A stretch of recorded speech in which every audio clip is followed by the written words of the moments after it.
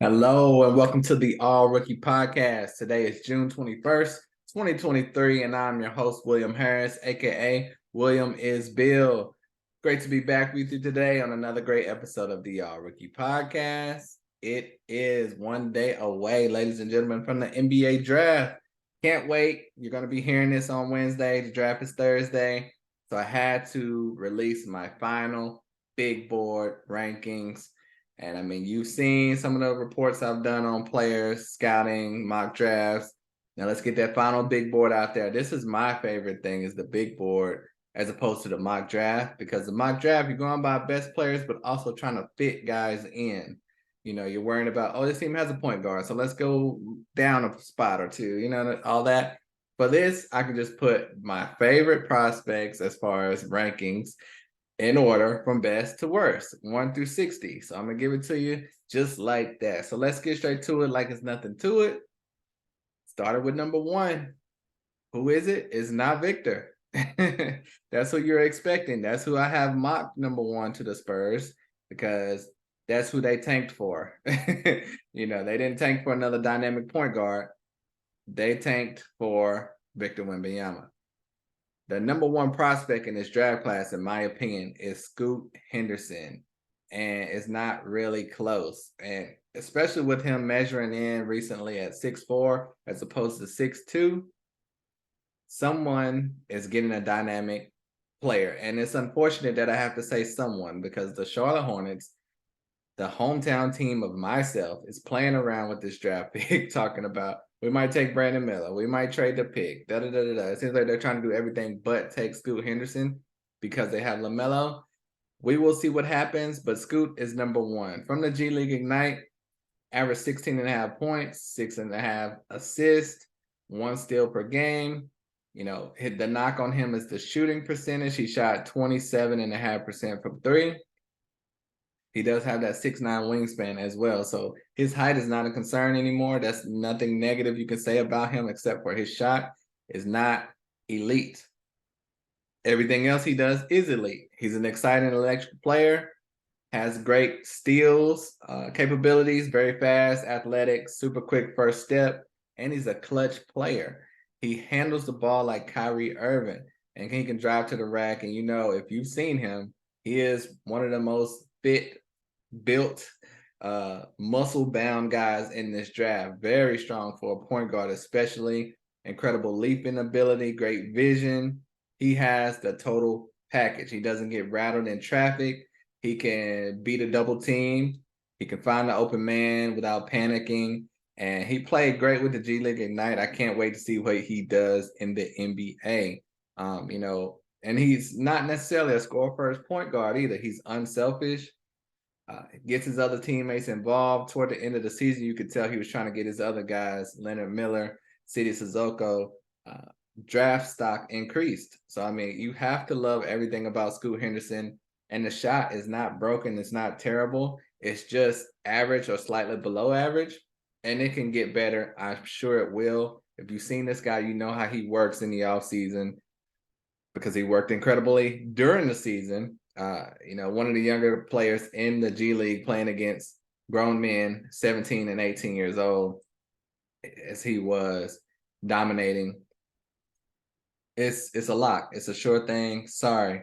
Victor is not a sure thing. Scoot is.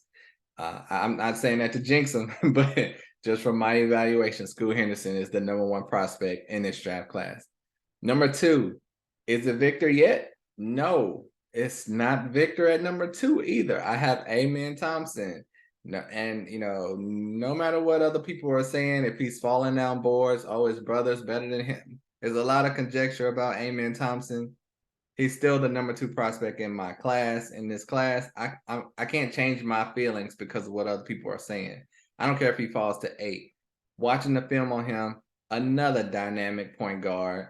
You know, he's 6'7", 16 points, 6'4", 6 assists per game, 2 steals per game. Arguably better numbers than Scoot, but he was in an easier league than Scoot. And you know, he's 3 inches taller. So, and he shot 25% from 3, similar to Scoot, not as good. His shooting is not great, but that's something with those twins. Have you seen anything about them? Very hard workers. Both of their shots seem like they're kind of made in a factory, not very natural. But if they get that down, I mean, look out. People have compared Amen Thompson to Penny Hardaway. It's just the things he can do on the court are incredible. Incredible passer, really good defender, quick first step, burst of speed, getting to the rim. He can blow by anyone at any time. Sometimes he comes across as a bit of a street baller, like Allen Iverson, but he can still lead a team and make all the plays you need in the pros. But as far as defense, like I said, 2 steals per game, long reach, long wingspan. He can do everything you want offensively, very fast and shifty. He's all-star worthy, in my opinion, pretty much a lock to be an all-star. And he's hard to stop when he's coming downhill in transition, especially. So he's going to need to polish some things, but that's what happens when you're a young rookie in the NBA. You got 10 years to develop, but he's already has 9 out of the 10 characteristics of a star. He just needs to get that shot down packed. But even if he doesn't, if he goes to a team that has other players that can shoot, that's going to work well as well. But I have no doubt in his shot. I think he'll be fine. He's a little skinny, might need to fill out a little bit, but not big deal. Amen Thompson, number 2 prospect in my board. Now, finally, number 3, Victor Wembanyama. Here it is. It's time. The 7'5" big man from France, 19 years old, averaged 21 points, 10 boards per game, 3 blocks per game, and shot 30% from 3. Weird to see. He shot better than the first 2 guys I have on his big board rankings, and he's 7'5". But that's the modern NBA for you. These tall guys are doing everything now. But we have not seen anything quite like Victor Wembanyama besides Bobo. But Victor is super long and rangy, of course, can guard the paint and the perimeter. Wingspan is 8 foot. That's ridiculous. But, at times he can get bodied in the paint because of the small frame. There's been clips going around recently of him getting bodied by bigger players internationally. So that has been a concern of mine even before these latest round of videos have came out. Because when you're playing against bigger guys in the NBA, how's that going to work? The international league is not full of NBA caliber bigs. They have big guys. Most of them are not chiseled like a Jalen Duren type or, something like that. But it's going to be a problem against all 30 teams in the NBA, not just a couple of teams overseas. That won't be too big of an issue. I'm sure they'll protect him and have him playing the 4. They're going to need a big center beside him. But if you look at his offensive game, it's just ridiculous. I mean, can you say Kevin Durant? I mean, he does a lot of things very well. He moves very well for his size. It's rare someone that is his height can play this well. He's a very smart player. You can tell he knows where a lot of rebounds are going before it even happens. Very confident player. At times out there, he was playing around, shooting a 3, running to the corner, shooting a 3 fadeaway, step back 3s. That's not necessarily going to be in the game plan in the NBA, especially with Coach Popovich if he goes to the Spurs, which is pretty much 100% he's going to the Spurs. But he can do it, but that's probably why his percentage at 3 was 30%. It probably would have been 35% if he wasn't shooting bad shots. But he can shoot off the pick and roll. He doesn't just need to be wide open to shoot. Can shoot off the dribble or pass. Can shoot over defenders. No one's blocking his shot. His size and height make it extremely difficult for anyone to truly contest him. And like I said, kind of a one-of-a-kind player. The only comparison is Bobo. Bobo is really talented, does a lot of the things Victor has done. Victor's still a little bit more talented, but Bobo, with his long frame, could not play 30-plus minutes per night. The Magic kind of play him around 20 minutes per game, and that's to kind of protect him and his frame. Will Victor be unleashed and be able to play 30, 35 minutes per game? That's something we will have to see against NBA talent. We will have to see. Some of the guys internationally were not NBA caliber. But, he's been compared to Ralph Sampson. To me, I see some Yao Ming in his game. but Yao Ming was more dominant in the paint. Victor is decent in the paint and better in the perimeter. But Victor also is a little stiff like Yao, but not as stiff as Yao. But like if Yao was coming into the league now, he would probably play like Victor. But Yao had a great career at first, and then he had devastating foot injuries that had him to retire early. Will that be a question for Victor? We don't know. You hate to judge him based off other people like him and his size, but like I said, it's a rare thing to see someone this big playing like this. And Yao Ming was just running up and down the court like regular. Victor's trying to play like a guard. So, he's had some injuries in his past, fibula stress fracture, scapula contusion, an issue affecting the PSOAS muscle in his back. He's missed a year of basketball. And like I said, guys like Yao Ming, Chet Holmgren has been hurt.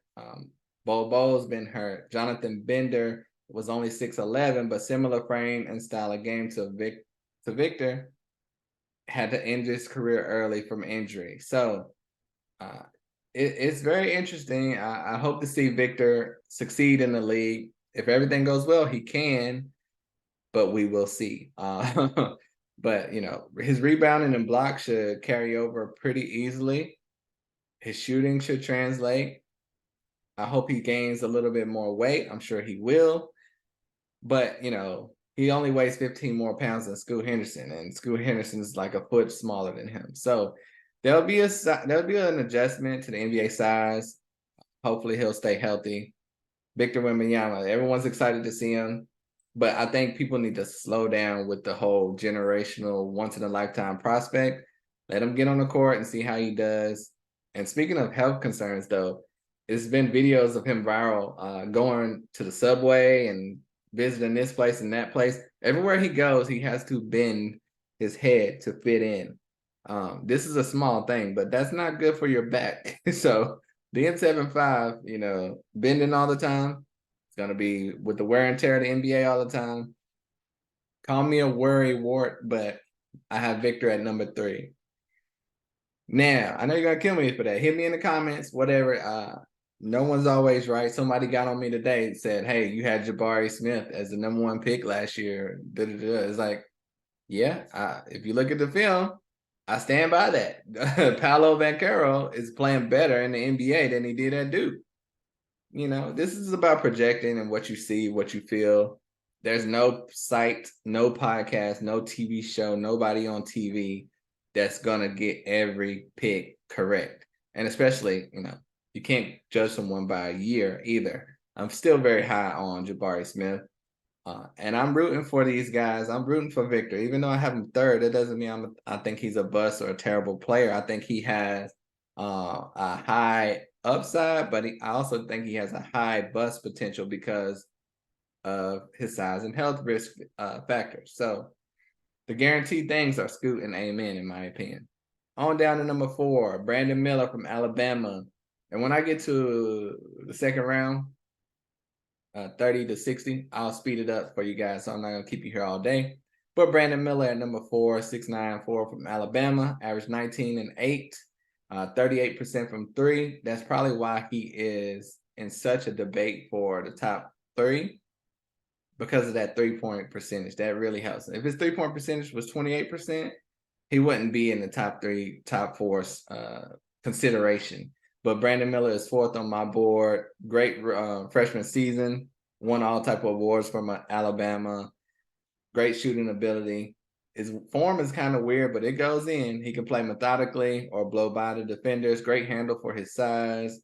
He loves the 3 ball. Maybe a little bit too much, but we'll see. You've seen guys in the NBA that kind of rely on that too much. It's like, get your butt in the paint and go to work. So we'll see how that translates in the NBA. But he has a quick release, and he's ready to pull that 3 at any time. Can bury it off the dribble as well. Shooting ability at his size makes him special. An ability to create his own shot off the dribble anywhere is huge, especially at his size. So sometimes he does play small. He's 6'9". Sometimes he plays like he's 6'6", 6'7". But I think he'll be fine. Some people are comparing him. There's no exact comparison, but maybe a little bit like Paul George. No one dribbles as well as Paul George at his size, but they can see him having a Paul George type of career, maybe a little less than that. But Brandon Miller he's a safe pick at number 4. But we'll see. If the Hornets take him at 2, a lot of Hornets fans are going to be upset. I'll just tell you that. But we'll wait and see what happens. Number 5, I have Taylor Hendricks. A lot of people have him 10th and 12th. I don't understand it. Probably because he went to a small school and he came out of nowhere. But if you look at the film, Taylor Hendricks from UCF, the 6'9" forward, 19 years old, averaged 15 points, 7 boards, almost 2 blocks per game, 39% from 3, similar to Brandon Miller, stats-wise, at least. And he's more of a power forward, tall, long, rangy athlete that can score in a variety of ways, create his own shot, great three-point shooter. He's a very exciting prospect because what he can do is limitless. He needs to go to the right team, right coach. I think he could be very special. He's aggressive around the rim, but also has a soft touch when needed. He can shoot the 3 well. He can jab step, hit the 3, go for the pull-up, has a nice floater, nice hook shot, good passer. I mean, what does he not do well? He does everything well. Very good shooter overall, which is perfect and exactly what NBA teams are looking for. He can handle the ball as well, guard multiple positions. When you see all these positive things on offense, normally you're like, well, is he a good defensive player? He is. He's a good defensive player too. So Taylor Hendricks is clear in my decision that he is number 5 on this list. It's arguable that he could be number 4. So the Taylor Hendricks hate needs to stop. He's top 5. And I think the Pistons should draft him, honestly, at 5. Number 6, I have Keyonte George. He has moved up on my list. And that happened when you keep looking at tape. Sometimes you see things you didn't see before. And I took a little note. I said, he reminds me either of James Bouknight, Jaden Hardy, or Donovan Mitchell after my first watch. And then I said, okay, let me go back and look again and compare. And y'all, Keyonte George looks very similar to Donovan Mitchell. Keyonte George from Baylor, 15 points, 4 boards, 3 assists, 1 steal, 34% from 3. And he's 3 inches taller than Donovan Mitchell. But they are both straight ballers, can pull up from anywhere and hit the 3. Ridiculous handle, super quick acceleration and twitch moves to the crossover, can create his own shot. I really think Keyonte George could be special. He can hit the step back, off the dribble, get to the rack in traffic. He can do everything. Nothing is raw about him at all. He has that star potential. And I think he's going to be great. He's a great passer, finds the open man when he needs to. His speed is ridiculous. It allows him to stay with his man on defense. Helps him blow by you on offense, stay with his man on defense. And if he gets blown by, he can recover with a block. Good passer, good ball handler. But he can improve as a passer and ball handler. But it's already solid enough to be fine. That's just going to be some minor tweaking. But Keyonte George, number 6 on my board. That's right.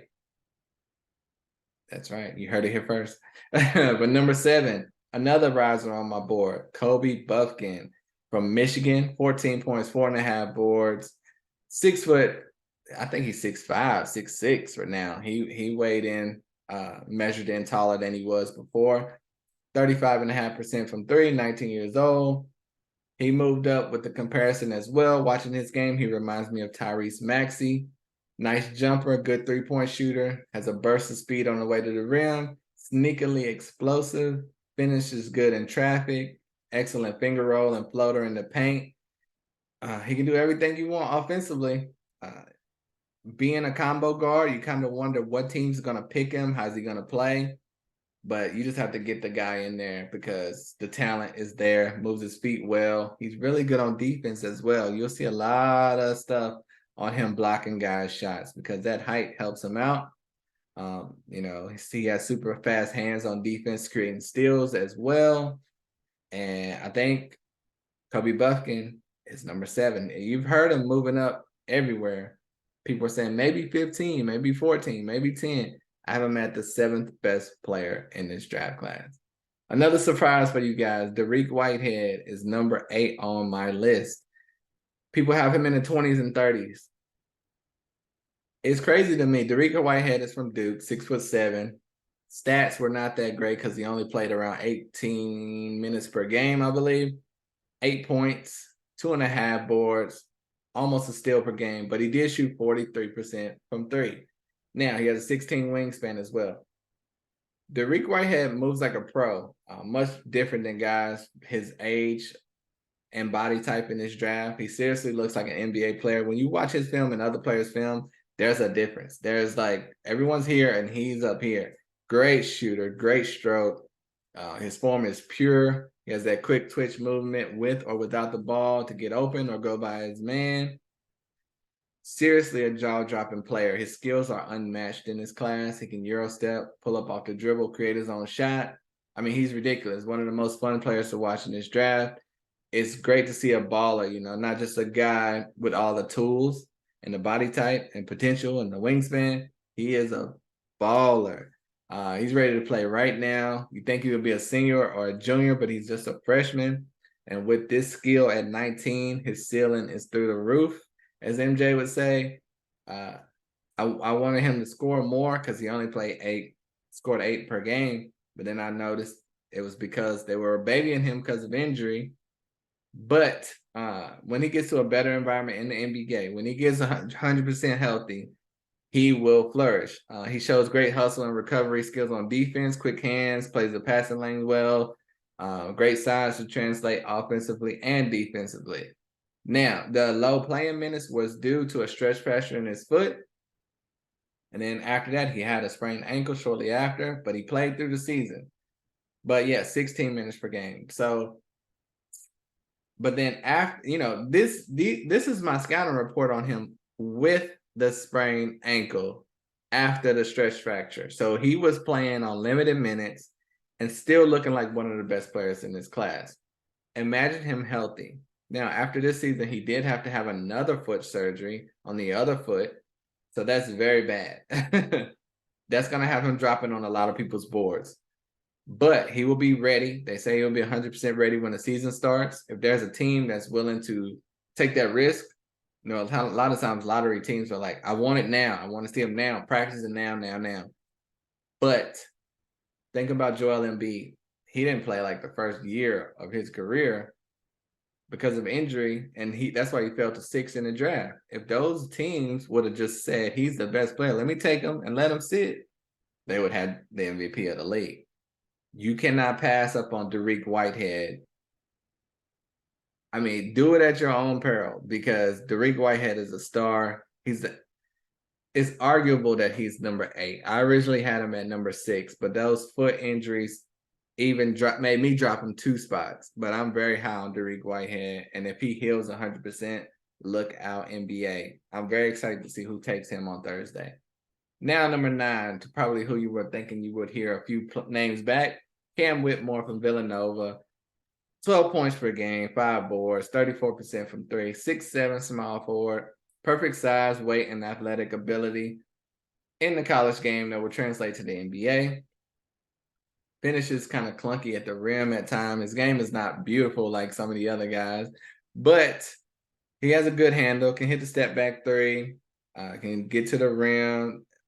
I don't know if he's confident enough finishing with his left at the rim when he should be, but you never know if he can learn and work on that.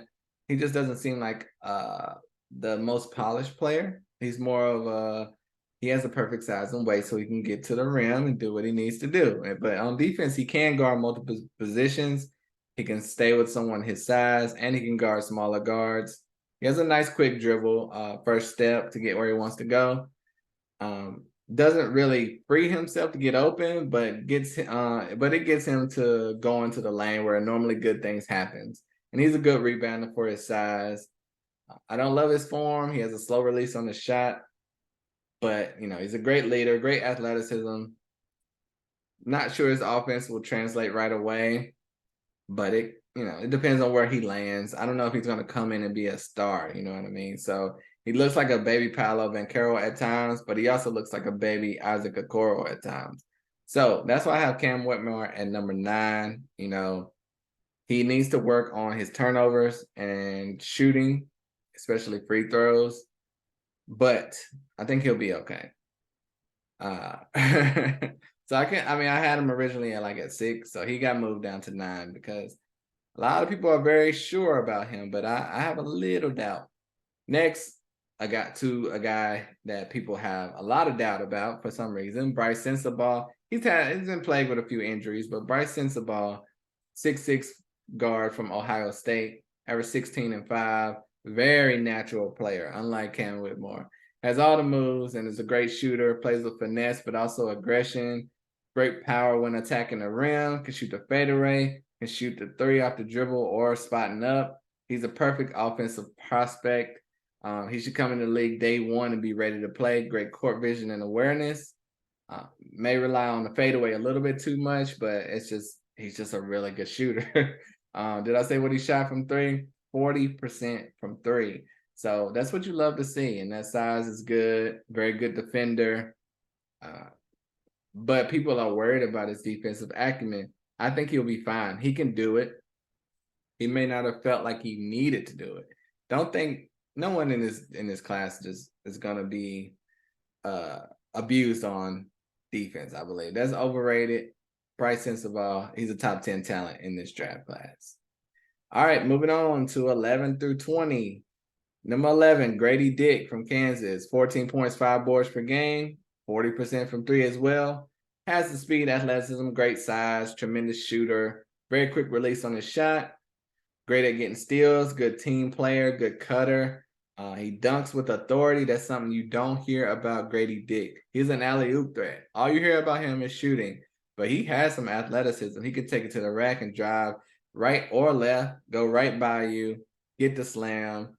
He's not just out there shooting threes like a Kyle Korver, even though everyone else will make you think that because that's all they talk about is his shooting. He can do similar things to Bryce Sensabaugh in that matter. So more needs to be talked about with Grady Dick.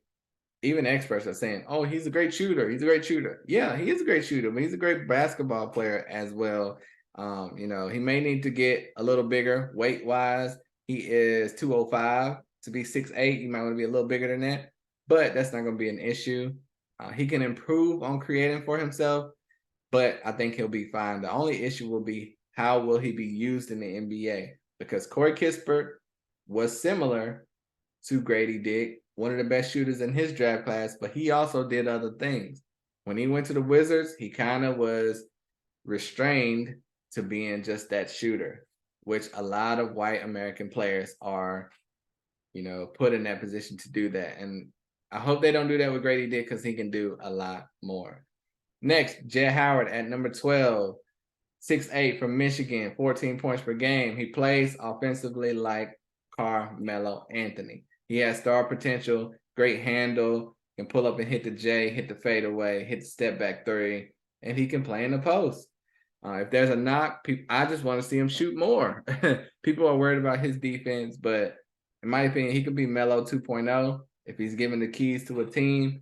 If he's a role player, he can be Eric Gordon. And Eric Gordon has had a long career, which was derailed a little bit by health, but he's still in the NBA, making big money, and he can help teams with his shooting.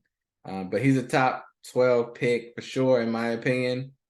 And I think, he's the son of Juwan Howard, which I didn't even know that until later on. And I didn't know also that he was playing Carmelo Anthony in the LeBron James movie coming up. And it's ironic that I compared his game to Carmelo Anthony. So I'm sure that's going to be a dream for Jett Howard. But right now, 12th ranked prospect. 13, Leonard Miller, G League Ignite. Average 17 points, 10 boards, 1 steal, almost a block per game. Great size. He can play in the post or the perimeter. He can shoot the ball well. Can drive to the rack, get his own shot. And that's all you can ask for. The previous year, he could have came out. He was not ready at all. This year, he went to work. You can tell he upgraded his game a whole lot, and that's got him into the lottery, in my opinion. Very athletic, great dunker, plays aggressive in traffic, and averaged a double-double in the G League against grown men. He's going to be fine in the NBA. He just needs to be on the right team, and he's definitely a top 15 pick in this draft. Great defender, quick hands. The way he improved just shows me how he's going to continue to improve once he's in the NBA. He's a very humble kid, good kid. Leonard Miller, number 13. Number 14, I have Noah Clowney, the big man from Alabama. 6'10", 205, averaged 10 points, 8 boards, shot 28% from three, which is a good thing for a power forward because, you know, he's not just a guy playing on the perimeter. To have your big be able to shoot threes, that's good. You know, like I said, some of these guards don't shoot 28%, but he's a stretch big that can shoot the spot up three very well for someone his size and height. Great defensive presence, great rim runner that runs the floor well, plays the pick and roll well. Great tracker of the ball on defense. He always finds it, is in great position to help his team on defense. At times he shoots too many threes. I want to see him in a post more. Reminds me of Chris Bosh in Miami. So get in the post. But the fact that you can stretch the court like that is great. And I think he just needs to gain a little weight, and someone can have a star in Noah Clowney. Up next, we have Jalen Hood-Schifino. I have him at number 15. The 6'6" point guard from Indiana, averaged 13.5 points, 4 assists, 33% from three. I recently compared him to Quentin Grimes, who's a really solid player in the NBA, just came out a year or two ago. But he also has that point guard ability, so that's going to help him be even better. Really nice handle, size, can play the 1 or the 2, very soft touch with floaters, good spot up shooter, tough shot maker, great elevation on his shot, great shooting ability. You know, he's great in the mid-range, very crafty player, good passer on the move, smart player, good defender. Jalen Hood-Schifino. I think he's much better than Anthony Black. So that's why I have him above Anthony Black, but we haven't gotten to him yet. But next, I have GG Jackson at 16, 6'9", 18-year-old from South Carolina, 15 points and 6 boards per game, has range, can shoot the ball. He's a little skinny for a power forward, but he plays like a 3 at times more than a 4. We'll see how that translates in the NBA. I think he'll be more of a 4. But he plays the pick and roll well, can hit the fadeaway, good 3-point shooter, 32% from 3. That's great. A lot of people have him falling to the late first round, even the second round. What are y'all doing? There's no way that should happen. GG Jackson is a top 15, 16 pick. And I hope he goes to the right team. He's not immature. He's fine. He's a modern day player. You know, he can play in the post. He's comfortable in the mid range. He can drive to the lane. Very skilled player, fadeaway expert. You know, there's some kinks in this game, but he's 18. You know, he could have been coming out next year as a freshman. He's in the class a little early, and he showed enough to me that I would love to draft and take a guy like this with this talent, this age, and help my team develop.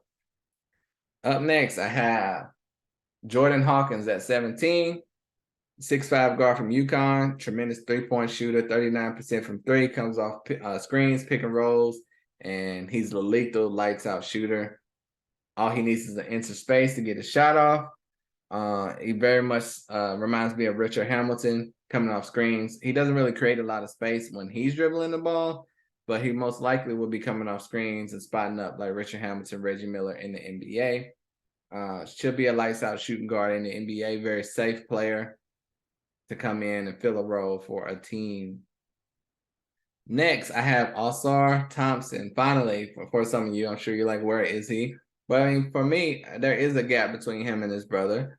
He averaged 16 and 7 and 6 assists with 2.5 steals and 1 block. His numbers are similar to his brother, but playing the shooting guard as opposed to the point guard is a big difference. He's a decent spot up shooter, but he's kind of raw offensively, in my opinion. Not great at getting his own shot, kind of clunky when he's getting to the rim. He has great size, speed, and athleticism. He's great in transition, can finish well with his left hand, better at finding an open man than scoring, but he's a good passer. His calling card is defense, in my opinion. Great effort put into stopping his defender. The guy on offense.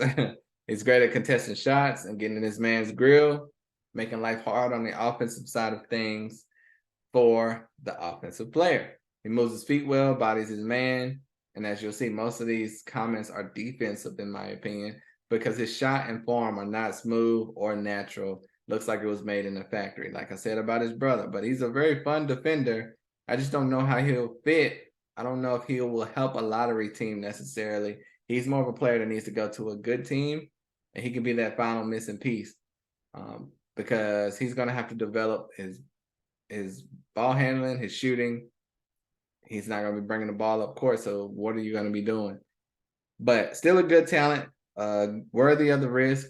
People have him in the top 7 or so, and I just don't see that. But other people do. To each their own. Next, I have 19, Marcus Sasser from Houston. He's a senior. That's the only negative against him, and maybe his height because he's 6'2". But he averaged 17 points per game. 22 years old. People don't like that. But 38% from 3. He definitely could have came out last year, in my opinion. Would have been a late first-round pick. But he can ball. He has a great crossover. He can get to a spot, hit the 3. He has a little Damian Lillard in his game.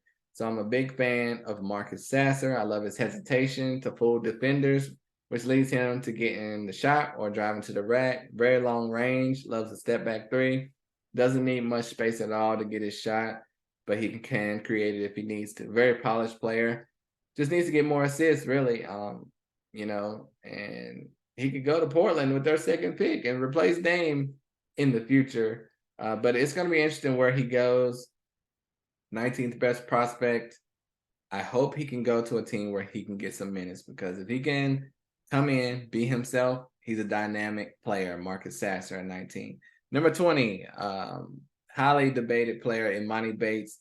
He's still going in the 50s and possibly undrafted by some people, some analysts, experts. Emoni Bates is a top 20 player in this draft, y'all. 6'9", 190 pounds, averaged 19.6 boards. Shot 33% from 3. He's a dynamic player, great pedigree. He's been famous his whole life, pretty much. He had a year before at Memphis. It didn't go well. Came back, went to Eastern Michigan, I guess to stay close to home. That was not a great decision because he went to a team where he was the only guy there. So his usage, his shooting percentages were lower. His shot selections were not great, but he did ball out. So sometimes when they're nitpicking, they're not looking at what he did great. They're looking at all the negatives. Like, yeah, you had 20 points, but it took you 15 shots to get there. All this type of thing. The competition, the school you're playing against, the turnovers, all that. As opposed to if he was with a better school, they probably wouldn't nitpick that as much. He had an off-the-court issue as well, so that didn't help. But Emoni Bates is a dynamic player. All-MAC team. He scored 43 points in the game, which included hitting 29 straight points. Nobody else in this class is capable of that. So, that's something that people need to think about. He has the elite potential. Great shooter when he's on a roll. Super athletic. Loves to splash threes in the face of his defender. Has a great handle. He kind of plays street ball a little bit. I've compared him to Brandon Ingram, but a street ball version. You could tell he was a fan of Kobe growing up, the way he plays out there. Very fun player. I think he's going to need to be reined in. Wasn't really coached up at Memphis. Wasn't really coached up at Eastern Michigan. Their concerns are, will he be selfish? Will he be a one-on-one player in the NBA? Will he take coaching? I think he will, especially when considering how far his star has failed. He was projected to be the number 1 player coming out in his year from college, from high school to college, and it just hasn't worked out. So, and then he's gotten in trouble having a gun in his car, but that was dismissed. And now he's looking like a 2nd-round pick. He has to be humbled by this, and he definitely should be able to be taking coaching, unless he's just something wrong upstairs. But yeah, he needs to take better shots. He needs to pass more, get his shooting percentage up. But that won't happen until we see him on an NBA team. That's when it will happen. I believe it will. And he'll be fine. He goes to the right team, gets behind the right star. Say he goes to Phoenix somehow, sits behind KD. Goes to New Orleans, sits behind Brandon Ingram. He's going to be great. But if he goes to a bad team like the Wizards or the Hornets, it could go bad. It could go bad. So next, going to number 21 to 30. Let's keep rolling. Anthony Black, I have at 21, the 6'7" guard from Arkansas, 13 points, 5 boards, 4 assists, 2 steals per game. He's a good playmaker, seems to do everything well, just not really a special talent to me. Hard to get a read on him, slow release on his shot. He has good court vision, can run the offense. I don't know if he'll be strictly a point guard in the NBA. He doesn't look like a point guard, doesn't really play like a point guard. He's just like a great passer out there. He moves kind of slow out there. But he can guard multiple positions, puts his teammates in great positions to score, has some big scoring performances in college, but I don't know how well that'll translate to the NBA considering his lack of explosiveness, speed, and athleticism. Because he mainly plays at a slower pace. But we'll see. You know, when he gets elite defenders on him, like Marcus Smart, Pat Bev is a pest, and we see Anthony Black bringing the ball up the court very casually.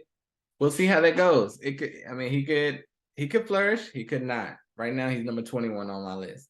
Number 22, Sidy Cissoko from the G League Ignite, 6'8", 200 pounds, 11 points per game, 19 years old. Very athletic young man. People have him dropping on boards.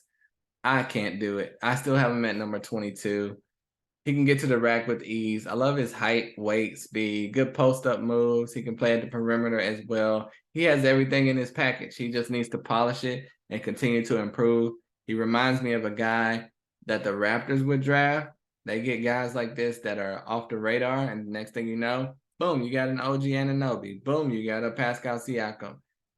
Sidy Cissoko can be in that same vein. Someone's going to get a guy, if they're patient with him, that's going to be a starter and all-star caliber player in the future if he continues to develop. Sidy Cissoko, 22. 23, finally, I'm sure you're like, Jarace Walker hasn't been named yet. Did you forget him? What are you doing? William Isbell. Well, here's Jarace Walker at 23. 11.7 boards per game, 35% from three. The 6'8" undersized power forward from Houston. You know, he's kind of a small forward in a power forward's weight class. He can bang or play in the perimeter. He can shoot the three well, gets good paint position, nice little hooks shot, moves great on defense, recovers well, and blocks shots very well. But he's undersized, like I said. He's 6'8". It might have been reports that he's 6'7". Is he going to be a power forward at 6'8", 6'7" in the NBA? He has a 7'2" wingspan. That helps.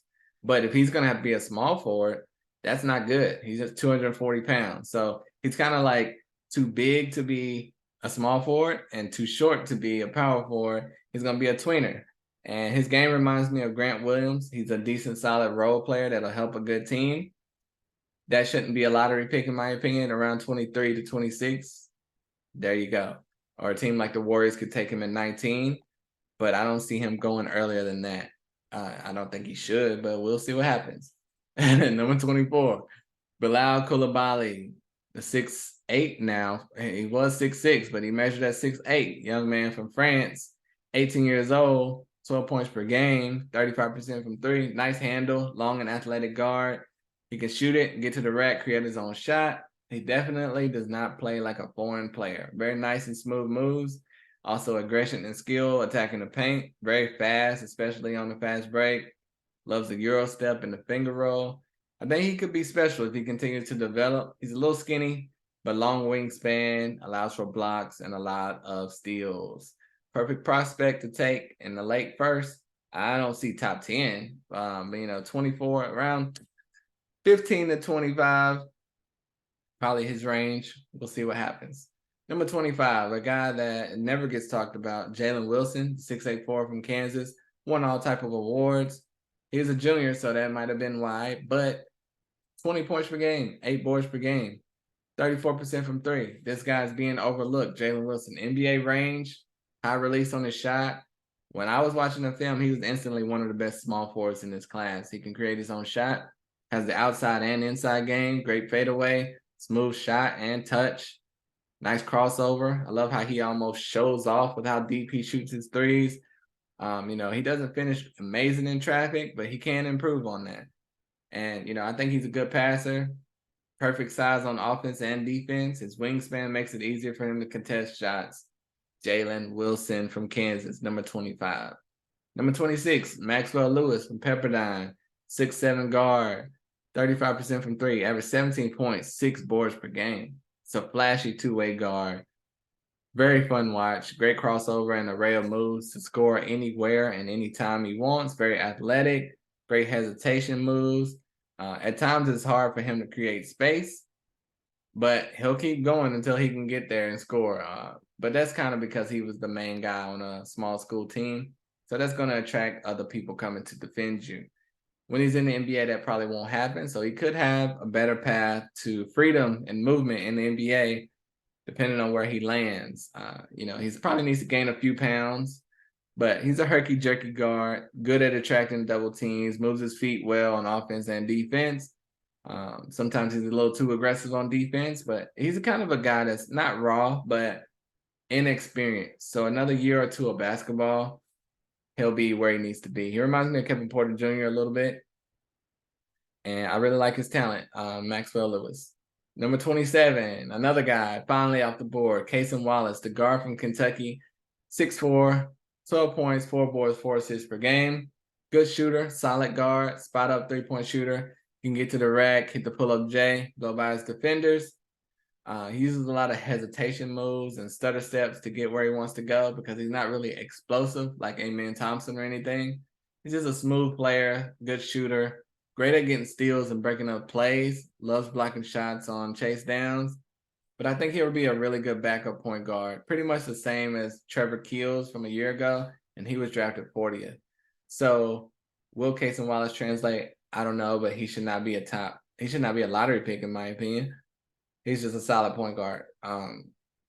He's pretty good, but he's in the first round. Don't hate me for that. But number 28, Trayce Jackson-Davis from Indiana, 6'9", big man, 21 points and 11 boards per game, 3 blocks per game. Everything's great. You just wish he was 7 foot. And he'll be lottery. But very athletic, big man, moves great for his size, great rebounder, can score off the dribble or the post up. Has some ball handling skills to get to the rack. She's very strong in the paint, nice spin moves, and an array of moves to score in the paint.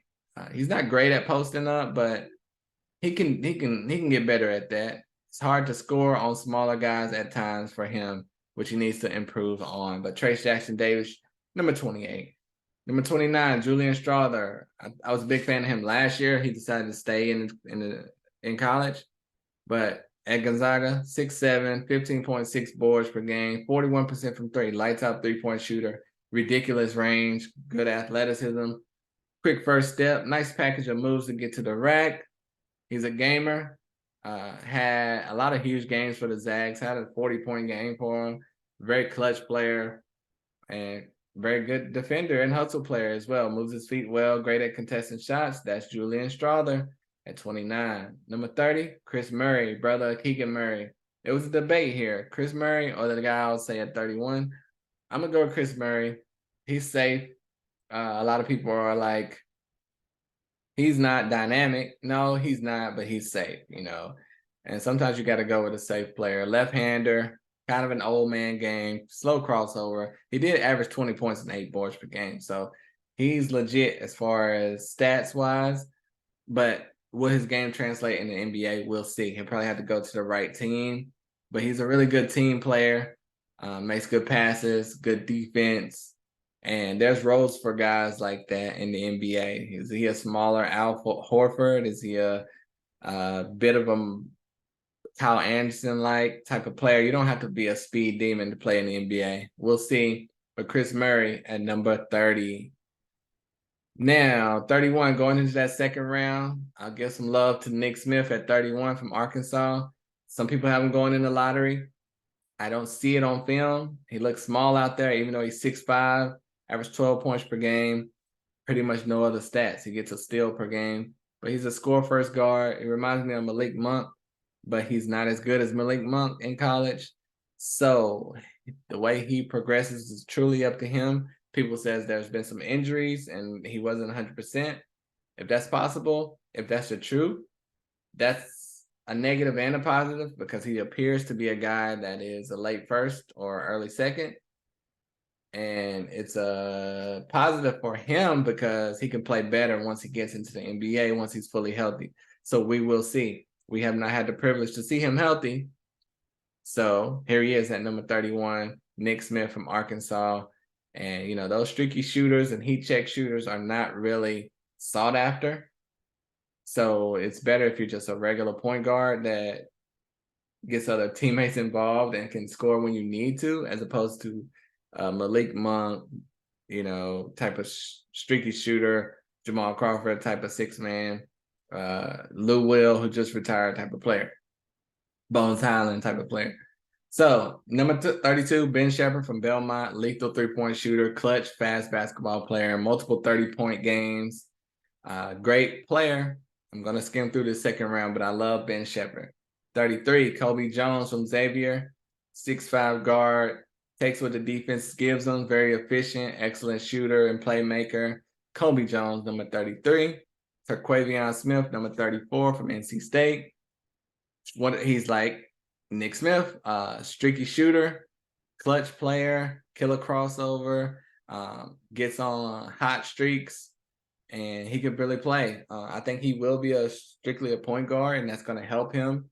And he got to get to the right team. He could come off the bench and be a great 6-man, just like Jamal Crawford. That was Terquavion Smith at 34. 35, Derek Lively, the last lottery pick that I have way down here. Big man, solid, 5 points and 5 boards per game. Not good. 2.5 blocks per game. That's good. But pretty much a rim runner, dunker, shot blocker. No real offensive game at all. Will he get one? I doubt it. We'll see. Reminds me of Jackson Hayes. Jackson Hayes does not get off the bench. Isaiah Jackson was a rim runner last year. People were high on. I was not. He doesn't get off the bench. We'll see. 36, I have Grant Sherfield, a name no one talks about, but a 6'2" point guard from Oklahoma. Really good player. Nice team leader. 16 points per game. Great shooter. Extremely smart player. He's 36 on my board, and people are not talking about him at all. I don't even know if he's getting drafted by other people in their mocks, but he plays under control at all times. Drives to the paint with ease, can get where he wants at any time. You know, he needs to get more assists, but he ran a lot of plays at Oklahoma. In a different system, maybe he would. But Grant Sherfield, I'm a fan. 37, Tristan Vucevic from Serbia, 40% from 3, and he is 6'10". So that's great. That's what you want to see. Shoots the 3 very well, moves great, athletic big man, good putback rebounder. It's certainly a spot for him in the NBA, and he played great at the combine. So Tristan Vucevic, I think I have him mock going 31st right now to Detroit. That would be a great pick. 38, Kobe Brown from Missouri. I'm a fan. He's a bit of an oversized, weight-wise, small forward, and a bit of an undersized, height-wise, power forward. But really good 3-point shooter, 45% from 3. Great creator of turnovers, perfect college player. He had issues at times in the paint, so he might have to be a 3 in the NBA, but the ability to play both is a great thing. So he reminds me of David Roddy a little bit. Kobe Brown at 38. I like it. Berk Boyuktansel at 39, the 6'9" guy from Turkey. Very impressive shooter. Can handle the ball well. Very skilled player. Has a nice little crossover to his game as well. Can shoot it off the dribble. Not very athletic, but he's very crafty in finishing at the rim. Number 40, Azuolas Tubelis. I mean, it should be a lock for me that he gets drafted, but I've been hearing mocks where he's not drafted. 6'11" from Arizona, 20 points per game, 9 rebounds per game, 31% from 3. He has it all. Really good shooter, great touch around the rim, great hands, great catching of the ball in the post, nice post game, good shooter. He can drive to the basket or take what the defense gives him. Azuolas Tubelis deserves more love. Next, 41 through 50, we're getting there. Muhammad Gay, the 6'11" big man from Washington State, 14 points, 8.5 boards. He's from the Senegal, his nationality, and he shoots threes too. He's 28% from 3. That's good for a center. He's always at the right place at the right time, moving, looking to help his team win. Good shooter off the elbow. Great off the pick and roll. Very hard to stop in college. I think he's a big man that's worth the risk at 41. If the Nuggets can get him at 40 or 37, they have both of those picks. He'll be a great backup for Jokic. Do it. 42, Amari Moore from San Jose State, the 6'6" guard, averaged 17.5 points, 5 boards, 5 assists, almost a steal, almost a block per game, 34% from three. He did it all at San Jose State. He's an explosive athlete, long strides to the rim, great first step. He's not been talked about enough. If you look at Ben Sheppard, he's right there. He's right there. This is Ben Sheppard. This is Amari Moore. So Ben Sheppard shot up everyone's board. Amari Moore is like undrafted. So people should be mentioning Amari Moore more because he's good. At worst, he should be a developmental player in the G League and then have a chance to make the roster. But I mean, if he can come in and find a way, he's going to be good. He's a really good player. Number 43, Adam Sanogo, 6'9", big man from UConn, averaged 17 and 8. Shot 36% from three, and this is a power forward. A big man that actually has shot and touch. Can you believe it?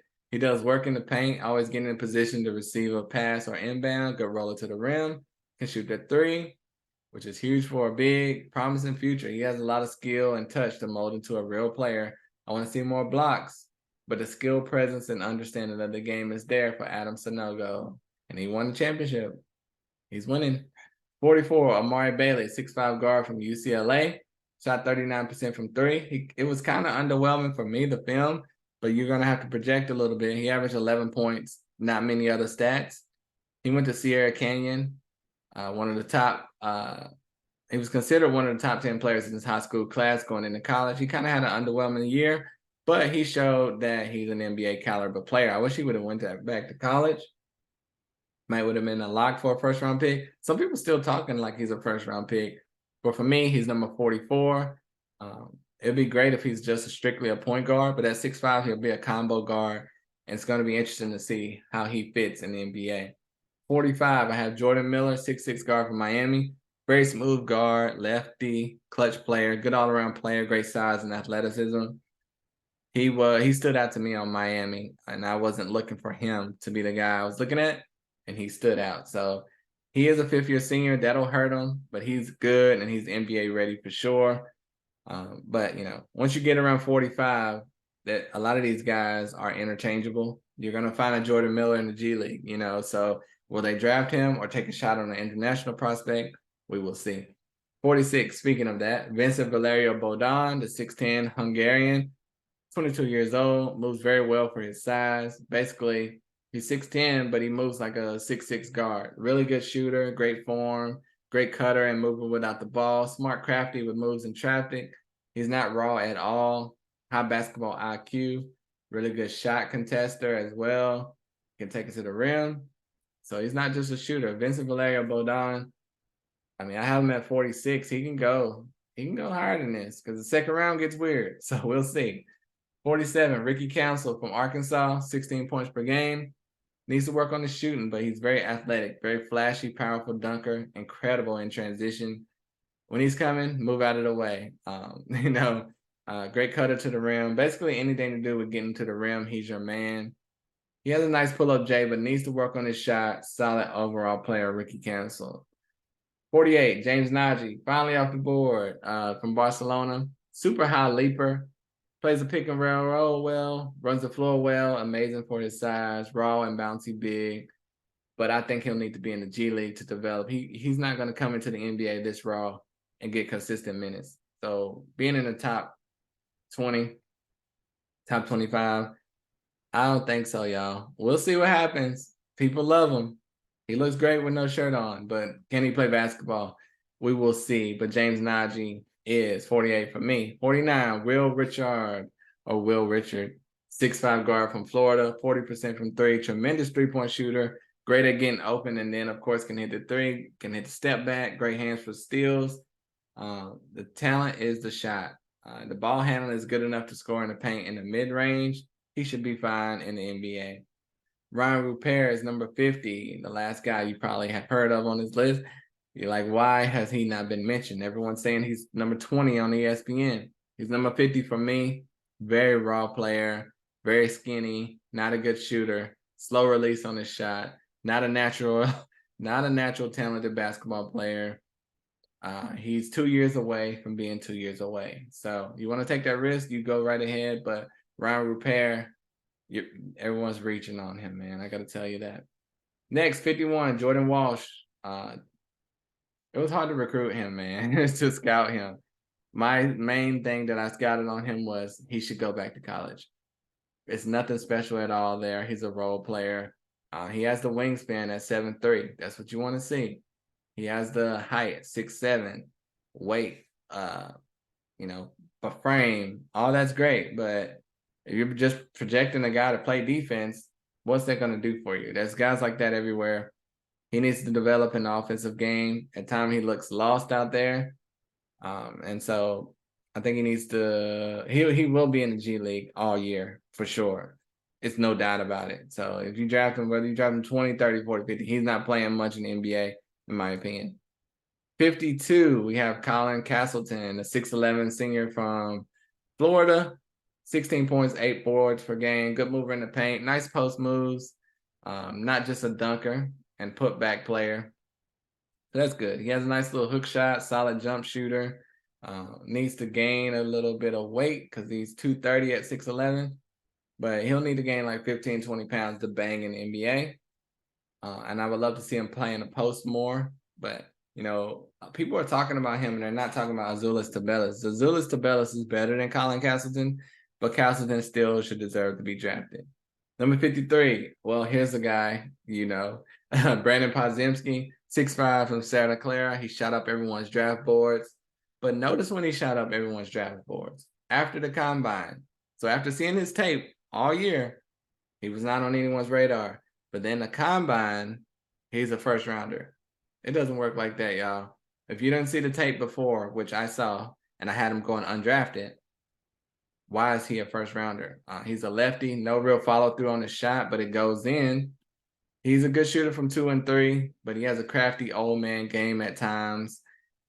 He likes to back down his defender and go to the rack and shoot the mid range. I see him being a spot up shooter in the NBA, and he's not really fast enough to be a main focus of an offense. Is he going to be a point guard? I don't think so. Is he going to be a shooting guard? I don't think so. It could work. He did well in the combine, but those were against second rounders and undrafted players. What will happen when he's in the actual NBA? We will see. Number 54, Andre Jackson from UConn, 6'6", great dunker, great athlete, super leaper, lob threat. Not a great shooter, 28% from 3, but as a sophomore, he shot 36% from 3. So it's possible he can get it together, but he needs to improve his shooting. Andre Jackson at 54. People have him as a first rounder. Get out of here, man. Come on. Another guy they have as first rounder, Olivier Maxence Prosper from Marquette. He just got an invite to the green room. What are we doing? 12 points per game, 5 boards. He's a junior, 34% from 3. He's a solid player. Good size, can shoot the 3 pretty well. He doesn't finish that well, especially in traffic. He's a little clunky. He's a hustle player. And he won't be a power forward in the NBA, so what's he going to be? That seems like a late second-round pick to me, but what do I know?